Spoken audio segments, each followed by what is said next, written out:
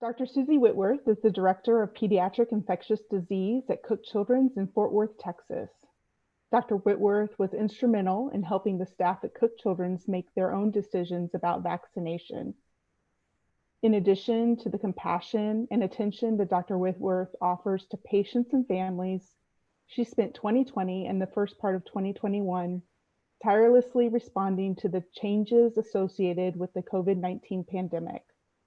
Her leadership, calm presence, and careful explanations are invaluable to all of us at Cook Children's, and we hope you find them to be equally meaningful. Thank you for being with us, Dr. Whitworth. Thank you. Thank you for inviting me, and thank you for your kind words. I'm going to talk today about the COVID vaccines and give you an update about how they were developed and how beneficial we think that they are. The first thing I'd like to talk about today is Operation Warp Speed and explain to you how that worked and the benefits of that program. Then I'm going to review the messenger RNA vaccines, particularly Pfizer, but really Pfizer and Moderna are very much the same as far as their safety and efficacy, and that data will be really applicable to both vaccines. The Johnson & Johnson product at the time of this recording is on hold, but that data will be forthcoming also. Operation Warp Speed is a government industry collaboration to safely develop therapeutics and vaccines to treat and prevent SARS-CoV-2.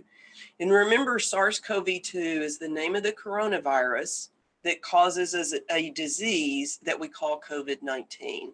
So the government and industry together developed vaccines and medications to treat this illness and prevent it from occurring as much as possible. The government paid for production of hundreds of millions of vaccine doses at the same time that they were being developed, knowing that some of these vaccines would not work, and the government paid for those vaccines to be destroyed. And the goal was for a vaccine to be immediately ready on the day that the FDA released an emergency use authorization. And so just to compare it for you, here are the timelines for the development of vaccines, the historical timeline and the timeline for the development of the COVID vaccines during Operation Warp Speed. And so if you'll look at this top bar with me, that 73-month timeline you could apply to any of the common vaccines that we use, such as a tetanus shot, measles, mumps, rubella vaccine, polio vaccine, Prevnar vaccine. The general vaccines that we use today, with the exception of flu shots, the general vaccines that we use today, from the time that it is decided they are needed for the population until the time there is actually a shot in an arm, is roughly 6 years. And that is because they spend months doing research and development, years doing trials with the vaccine. Once the vaccine goes to the FDA and gets approved, then the companies start making the vaccines, and that takes over a year just to make them. Then the companies start shipping them out, and to get them into offices takes about 6 months. So every bit of that was done for the COVID vaccines, except it was not done sequentially. It was done all at the same time. Each step was done at the same time, knowing that if a vaccine was developed that didn't work, the government would pay the company back, and that would be that. The vaccine would be gone. And so for this Warp Speed, everything was done, but it was done in about 12 to 14 months. One of the things that was helpful for Warp Speed was the knowledge about messenger RNA technology. These vaccines have been studied for years, partially as cancer treatment vaccines and other vaccines. And so when the pandemic started, it was known by scientists around the world that messenger RNA technology could be done quickly. And the machines that developed the messenger RNA, the scientists knew about that technology. There was an infrastructure, fortunately for you and me, that was in labs ready to go. And so that shortened that initial research and development time because the technology was available. And then the second thing you need in a clinical trial is you need about 40,000 volunteers to either get a vaccine or get a placebo.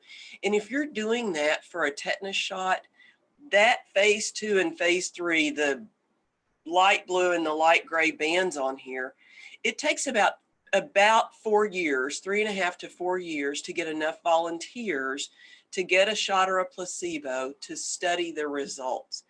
But in the time of the pandemic, when the company said, we need 40,000 volunteers, instead of taking 4 years, they had 40,000 volunteers in a week.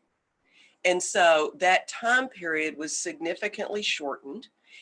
And then at the same time, they're doing injection and placebo trials. The company started manufacturing 100 million doses. They didn't know if the vaccine would work or not.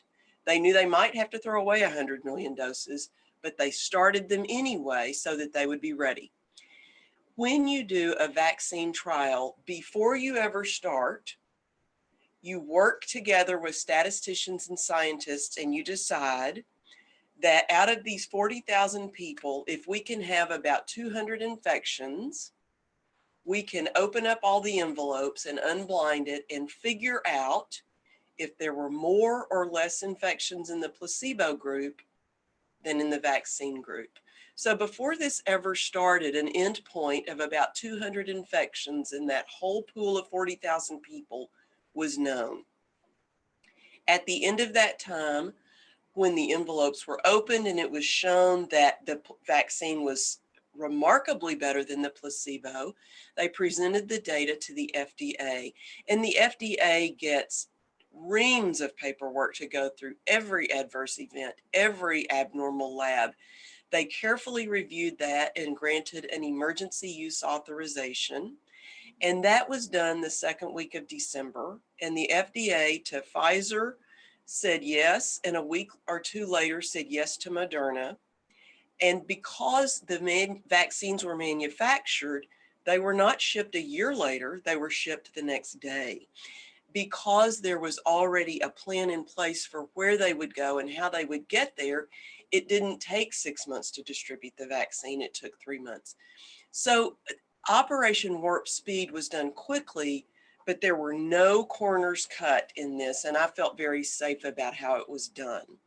And so I'd like to explain to you, now that you have that as a framework, I'd like to explain how a messenger RNA vaccine works. This is a picture of the SARS-CoV-2 virus. And of course, it's not red and purple, but this is the diagram that makes it easier to think about.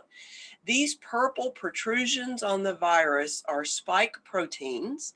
And if your body can recognize those spike proteins and attack them, you can prevent yourself from the virus making you sick and doing damage. This is what an antibody looks like. And the antibodies we make against the spike proteins, if you get sick, you make antibodies against the spike proteins, if you get sick with coronavirus, or if you get vaccinated, you make antibodies to the spike protein.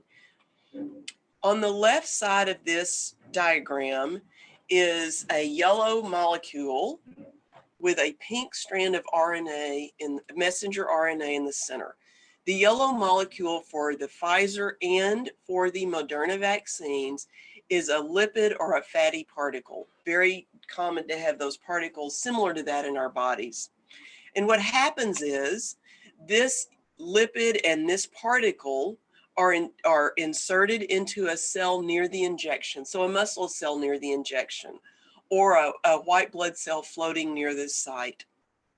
This pink squiggly messenger RNA particle is transcribed, and it is used to form these purple grape cluster spike proteins that you see here.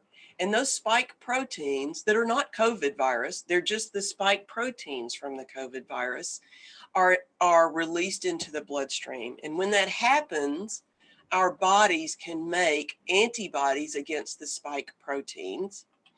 And when we do the antibodies against the spike proteins, it's important to know that that is similar to your body getting a Snapchat from this Pfizer or Moderna vaccine. The RNA goes in, your body recognizes a spike protein from that point forward, and the Snapchat of the vaccine goes away quickly. The work is done. You will know what to do next if your body's exposed again. And it's important to note that messenger RNA vaccines do not contain this whole SARS-CoV-2 coronavirus. They only give instructions for the spike protein. So you can't get COVID-19 disease from the vaccine because you're not exposed from the vaccine itself. You should also know that the genetic material that's injected into your deltoid muscle in your arm never goes into your DNA. It's not capable of doing it. It's the wrong molecule. And you should also know that messenger RNA molecules are really very fragile molecules. They're injected, they go in, they do their work, and then they just kind of dissolve and go away. That's why we call it like a Snapchat. It doesn't stay, it's gone. And that, you can kind of think through that. That's the reason that we have to be so careful with these vaccines. Some require a deep freeze, some require a regular freezer. You can't leave them out very long. They once you open the top, there's not any preservative in these vaccines. They will disintegrate and not work pretty quickly. And so think of it that way. You want it, it goes in, it does its job, and then the messenger RNA goes away. And so I want to look at, particularly with you, the safety and the effectiveness data for the Pfizer vaccine, and know that in the interest of time, the data for Moderna is almost exactly the same. They are both messenger RNA vaccines, and they both are effective and they both are safe. And so to get into a little bit of the weeds and the data for the Pfizer vaccine, I want to start out with the safety data. We know that sometimes when you get a vaccine, you can have side effects from a tetanus shot, from a hepatitis vaccine. You might feel achy or a little bit sore for the next day or two. And that was watched very closely in these clinical trials. And remember, there were roughly half and half in the clinical trials. Half got placebo and half actually got the vaccine. So the top bar on this chart are for people that got vaccinated with the Pfizer vaccine. The bottom bar are people that got the placebo. And you can see that after the first dose in this slide, about 40%, 47% of the vaccinated people got fatigue compared to 33% of the placebo recipients. So there was more fatigue, there was more headache, there were more chills and general achiness and joint pain after one dose of the vaccine than there were if you got the placebo instead. And then when they looked at what happened 3 weeks later when you got the second dose of the vaccine recipients in this top bar had more fatigue, more headache, and more chills than the placebo group. And they had more muscle and joint pain than the placebo group. And certainly the side effects were a little worse in older individuals. The side effects were a little worse in younger individuals than older individuals. And the side effects were a little worse after the second vaccine than they were after the first vaccine. But the side effects are almost 100% gone at 48 hours after the vaccine, with a rare person having some side effects at 72 hours. Those who have symptoms beyond that time period probably are not exclusively having vaccine reactions. And you know that they looked at about 8,000 of the recipients for this, so that's a lot of data. One of the things that you will see in the news about these vaccines would be what I think is an irritating headline that says 1,000 deaths after the COVID vaccine. And when that was reported, what they didn't tell you is when you look at 40,000 people over several months of time, there are deaths in those people anyway. If you look at 40,000 people for 2 months, you can expect that by chance, some of those people are going to have a heart attack. Some of those people are going to get diagnosed with cancer.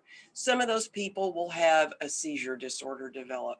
Some of those people will be in a car wreck. Some of those people will drown. So during these trials, life happens for the vaccine group and life happens for the placebo group. And so what you have to ask is, were there more heart attacks in the vaccine group or more heart attacks in the placebo group? And if you look at this chart right here, the middle column, which is titled B and T, those are the vaccine recipients, and the right column titled placebo are the placebo recipients. And statistically, any event was about the same in both groups. There was no difference in the rate of infections, no difference in the rate of cardiac disorders like heart attacks, no difference in vaccine versus placebo for nervous system disorders or cancer diagnoses, no difference in injuries or poisonings or anything like that. So life happened equally in both of these groups for the Pfizer vaccine, but the data was the same for the Moderna vaccine. And then you look at all causes of death in all of the vaccine compared to the placebo recipients. 2 people in the vaccine group died, not of COVID disease. 4 people in the placebo group died during that 2-month period. I believe one of these was thought to be COVID disease, but the others weren't. This is part of just life happens. And were there more deaths if you were vaccinated or if you got the placebo? And there weren't. So then people say, well, this was given an emergency use authorization after 2 months of data. What about long-term side effects? And when you look at this scientifically, the serious side effects from all the other vaccines that we know about almost all occur within 2 months. Anaphylaxis is that horrible allergic reaction that people get immediately after, it's an immediate allergic reaction. It's when your throat swells shut and your eyes swell shut and you can't breathe and you're carried to an emergency room and you get a shot of epinephrine. That is a life-threatening allergic reaction. This occurs within about 2 hours almost exclusively. That has happened with the Pfizer, and Moderna vaccines. And I think the latest one was at 15 hours in one individual. So that is known. We're not going to see anaphylaxis from these vaccines 6 months later. If that happened 6 months later, it wasn't the vaccine, it was something else. Because of the way we know that anaphylaxis works physiologically. Excuse me. We do know with the measles, mumps, rubella vaccine that some people will get low platelets, and that occurs within about 3 weeks of getting the measles, mumps, rubella vaccine. It's not shown to happen after that time. One of the more serious general side effects from a vaccine is called Guillain-Barré syndrome, which is a full body paralysis. It happens about 6 weeks after a vaccine is given. It happens about 1 out of every million influenza doses. Hard to know if it was due to the flu shot or if it was going to happen anyway. That has not been seen with the Pfizer and Moderna vaccines. And the point of this slide is to let you know that scientifically, historically, over decades, we really don't see side effects of vaccines after about 2 months from the injection time. And you have to think through that logically also. If something happens to somebody 4 to 6 months later, in 1 out of a million recipients, how do we ever really know if it was the vaccine with that degree of rarity? When you look at how well the vaccine worked to prevent COVID disease, let's look at the number of people that caught COVID disease with the vaccine versus the number of people that got it from the placebo. that got COVID disease after only getting a placebo. Out of 18,000 people studied with the Pfizer vaccine, 8 people got COVID disease over a 2-month time period. If you got the placebo, there were 162 people who got COVID disease. And that gives us a vaccine efficacy there to the right of about 95%. There's about a 95% reduction in your risk of disease if you get the Pfizer vaccine to prevent COVID disease. And I believe that number is 94% for Moderna. Statistically, it was the same. They were both very effective. And then when you look at severe illness, this bottom graph shows you how well this worked after just 1 dose. And you can see that if you got the vaccine, after 1 dose of the vaccine, there was 1 case of what we call severe illness. These are people that wind up in the hospital or in the ICU even, or they're on a ventilator or they die. So the vaccine, after 1 dose, had 1 case of severe illness. The placebo recipients after 1 dose had 14 cases of severe illness. When you look at dose 2, after dose 2, those who got the vaccine had 0 cases of severe illness or death a week after they got the second vaccine. So some people, 8 of them, still got mild illness, but no one was on a ventilator or died. And then out of the placebo, 5 additional people had severe illness or death. So the vaccine efficacy to prevent severe disease or death in this study was 100%. We know that with post-marketing surveillance data, since the vaccine has been given, and there are something like 80 or 90 million doses of Pfizer and Moderna vaccines have been given thus far, the low risk of disease holds up. It is still 90 to 95% effective at preventing disease in people that got the vaccine. Statistically, you know that since it's not perfect, that the vaccine does have some failures, and I believe there has been 1 death in a vaccine recipient compared to thousands in those who are not vaccinated. That really is what I want to show you for the Pfizer and Moderna vaccine data. The third vaccine is Johnson & Johnson's vaccine, which I didn't put in here because the data is changing rapidly. We know at the current time, in the middle of April, that vaccine has been put on hold because of some blood clots and low platelets. At the current time when I'm giving this lecture, April the 20th, that's happened to 6 people in the United States for a relative risk of 1 in a million doses. It's happened in women between the ages of 18 and 48. And it has happened within the first 2 weeks after being vaccinated. 1 death has occurred, 2 people are still in the ICU, and 3 people are still in the ICU and 2 have been sent home. So this is a serious effect that may be related to the vaccine in 1 in a million recipients. That's being evaluated by the FDA and the CDC. 1 death is too many from the vaccine, and so the vaccine is on pause, and more information will be forthcoming over time. And I think that's all I've got. Thank you for asking me to speak.